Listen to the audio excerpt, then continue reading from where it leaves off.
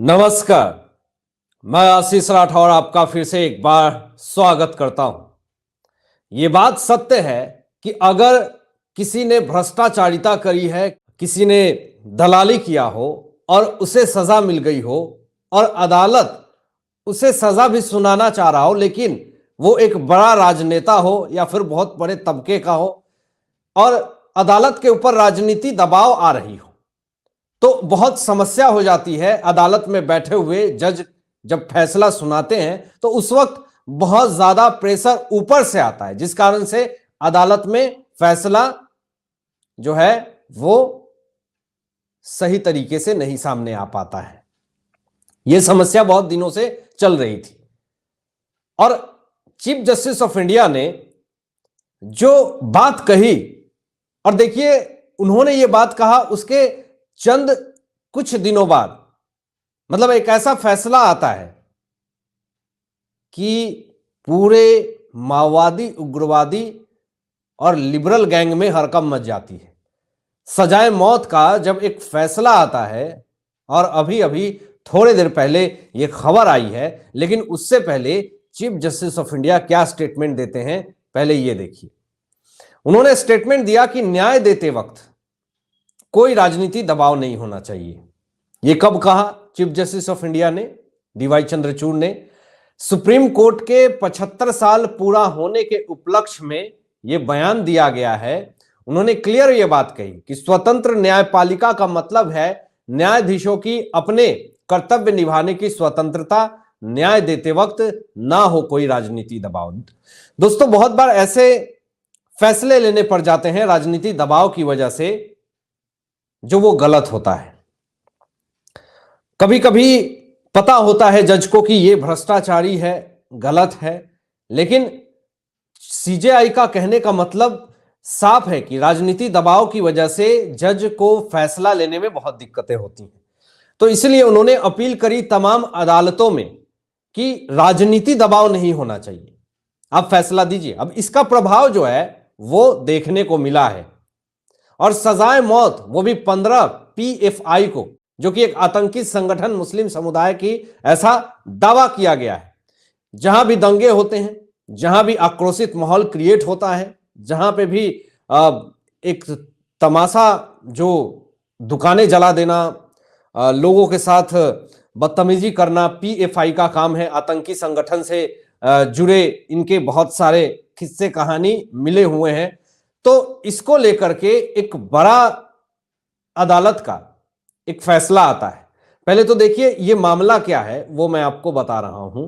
ये मामला है भाजपा कार्यकर्ता मर्डर केस में 15 PFI मेंबर्स को सजाए मौत मिली है। दोस्तों, 2 साल पहले घर में घुस करके मां, पत्नी और बच्चे के सामने हत्या कर दी गई थी। बीजेपी के बड़े नेता हैं, सोचिए 15 PFI घर में घुसते हैं, बदतमीजी करते हैं, बच्चे, पत्नी, माता के सामने उनकी गला रेत करके उनकी हत्या कर देती है। और मैं आपको बताऊं, जरा उनकी फोटो भी मैं आपको शेयर कर रहा हूं। ये बीजेपी के नेता हैं और ये 15 PFI आतंकी हैं, जिनके ऊपर आरोप लगा था कि इन्होंने बीजेपी नेता की हत्या करी, वो भी गला रेत करके।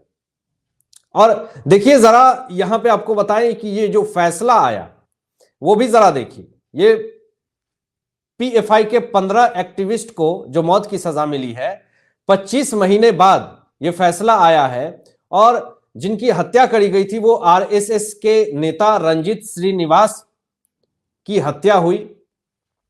इससे पूरी तरीके से माहौल जो है वो अलग दिशाधारा में जा रहा था। अभी देखिए कि जैसे ही चीफ जस्टिस ऑफ इंडिया ने बात कही कि फैसला देते वक्त कोई भी राजनीति दबाव ना हो, और इसीलिए देखिए 15 PFI को सजाए मौत मिल गई। अभी यहां देखिए दोस्तों, केरल की एक कोर्ट ने प्रतिबंधित इस्लामिक संगठन popular front of India PFI के 15 कार्यकर्ताओं को भाजपा नेता की हत्या के मामले में मौत की सजा सुनाई है। भाजपा की OBC विंग के नेता रह चुके हैं रंजीत श्रीनिवासन, 19 दिसंबर 2021 की हत्या कर दी गई थी उनकी। तमाम विपक्षी दल इस पे चुप थे, मुस्लिम समुदाय को सपोर्ट करने वाले चुप थे, किसी के मुंह में कोई भी एक शब्द नहीं था। लेकिन आज सोचिए कि 25 महीने बाद जब यह फैसला जब आता है तो पूरी तरीके से वाद विवाद, पलटवार, ये तमाम चीजें होने लगती हैं। इससे यह पता चलता है कि एक तबके का लोग किनको समर्थन करता है। ये लोग चाहते ही नहीं है कि देश में इंसाफ मिले। और आज जो ये फैसला आया सच में काबिले तारीफ है, ये प्रशंसा करने लायक है। और देखिए यहां पर कि यह भी बात सत्य है कि चीफ जस्टिस ऑफ इंडिया अपनी बातों से, अपनी अंदाज से, अपने स्टाइल से मीडिया में हमेशा पहचान बनाते रहते हैं और चर्चाओं में रहते हैं। फिर से एक बार सुप्रीम कोर्ट में अचानक गुस्सा में आ गए और फूट पड़े वकील के ऊपर। और गुस्सा में आकर के उन्होंने क्या कहा, जरा ये देखिए।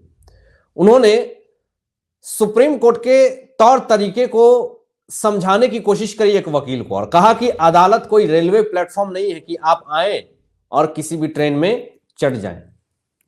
ऐसा क्यों कहा चीफ जस्टिस ऑफ इंडिया ने?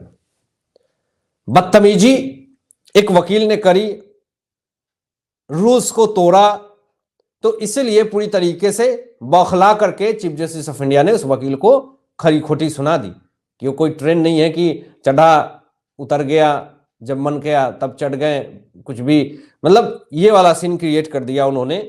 तो वो वकील जो है एटलीस्ट माफी मांगने को भी तैयार नहीं था, लेकिन जब उनको अच्छे से लताड़ लगाई गई तो अंततः उन्हें माफी भी मांगनी पड़ी।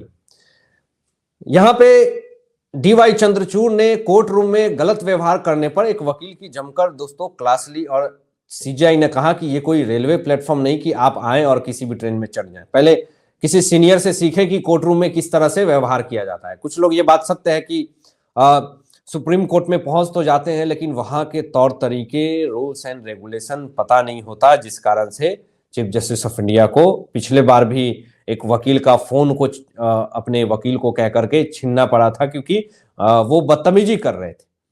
तो ऐसी घटनाएं होते रहती हैं। इस पे चीफ जस्टिस ऑफ इंडिया ये भी कहते हैं पहले अपने किसी सीनियर से सीखे कि अदालत में कैसा व्यवहार करना चाहिए और इसके नियम क्या है। माना आप वकील हैं लेकिन आपको पता होना चाहिए कि मामलों का उल्लेख कब और कैसे करना है। तो पूरी तरीके से लताड़ लगाने के बाद वो वकील माफी मांगते हुए बैठ जाता है।